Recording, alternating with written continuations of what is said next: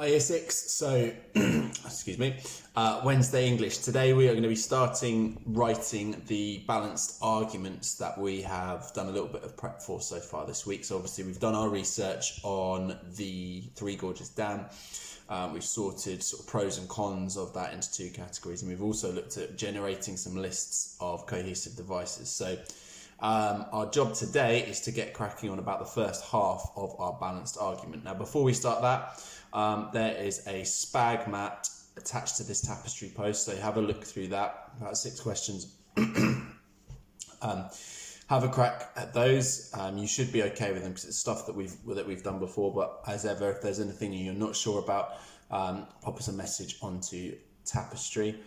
So if you pause this video in a second, have a go at the spag mat, and then come back to this, and we're going to talk about your balanced argument a little bit more. So first of all, I'm going to talk you through the success criteria, so what we are hoping to see in your writing. This document is attached to the Tapestry post for you to use as a bit of a checklist as you write. So we want to think about the opening paragraph introducing the issue. Remember, the opening paragraph doesn't have to be very long, just between 2 and 4 sentences, just to set the scene for what the writing is going to be about. You need to link your for and against arguments. Obviously, they can't be sort of blocky and not cohesive. So moving on to the next one, we need to use a range of cohesive devices to make sure that our writing flows nicely. Obviously, we need to, again, tying in the same, we need to link to previous made points. We can't just chuck stuff in at random. Your writing needs to flow.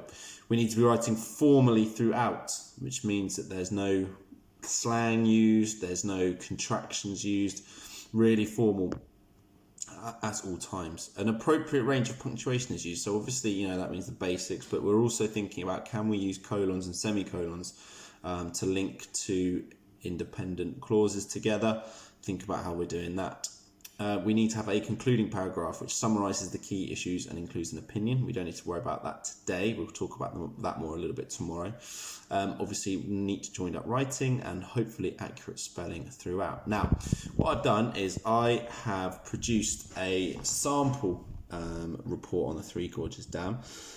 Balanced argument on the Three Gorges Dam. This is also attached to the Tapestry post, so we're going to have a look through it now. I'm going to read it to you. So, the Three Gorges Dam. Famous for being the largest dam in the world, the Three Gorges Dam spans the Yangtze River in the Hubei province of central China. Despite bringing many benefits to the region, the dam has also experienced its fair share of controversy, with many experts opposed to its building and running. This article will discuss both the positive and negative aspects of the dam before coming to a conclusion about whether or not it has been beneficial for China over the last 15 years. Firstly, the dam's impact upon the local environment as well as cultural landmarks will be examined. Critics claim that the building of the dam meant that many local areas of historical significance would be flooded. They add that the dam will ruin the legendary scenery of the Three Gorges, therefore negatively impact upon tourism within the area. However, supporters of the building of the dam state that, and then we would continue from there. So we're going to go back, look at our success criteria and compare it to what I've written here. So the first opening paragraph introduces the issue.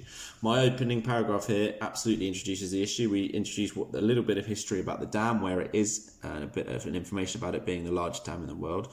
We then introduce the fact that there's been positive and negative responses to the dam over the years, and then we go on to say that what this article will do, and we said that it will discuss both the positive and negative aspects about the dam before coming to a conclusion about how good it is. So we've used our opening paragraph to introduce the issue. Now, the next 3 are about linking our arguments, so we've kind of used a cohesive device there firstly, because it's the first thing we're doing, and then we talk about an issue, and then we link that by saying however, because now we're going to show the other side of the argument. So we're going to use those cohesive devices that we came up with in yesterday's lesson to link our ideas together. If we're doing an opposition point, we need to use the opposition cohesive devices. If we're adding to what we've done, we need to use an addition cohesive device. I've written formally throughout, and notice I haven't used first person in there or second person. I haven't said I or we, and I haven't said you. So you're writing today, Year 6, where possible, well, you need to make sure that you don't write in the first person. We're not writing I think this, I think that. Okay, we are presenting information already available. We're also not talking directly to the reader. We're not trying to persuade them of anything. We're giving a balanced argument. So we're not targeting questions at the reader. We're not going, surely you can see that. Da, da, da, da. We're not writing persuasively. So no first or second person. It has to be written in the third person to keep it nice and formal. Appropriate range of punctuation to be used. Obviously, I've used capital letters for the start of my sentences and for names, for proper nouns. Use full stops where they're needed. I've separated out complex sentences with commas, and I've also got a semicolon in there as well. So I've tried to use a range of punctuation. Now, concluding paragraph, as I said, we'll talk a little bit more about tomorrow. Obviously, neat joined up writing, I can't do on a laptop, but my spelling should be accurate throughout. So, over to you guys now.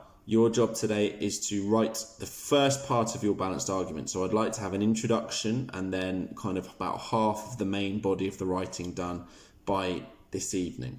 That should give you plenty of time to get it finished with a conclusion tomorrow. So, again, as always, any questions, pop them on Tapestry, upload your work. I'm really looking forward to reading it.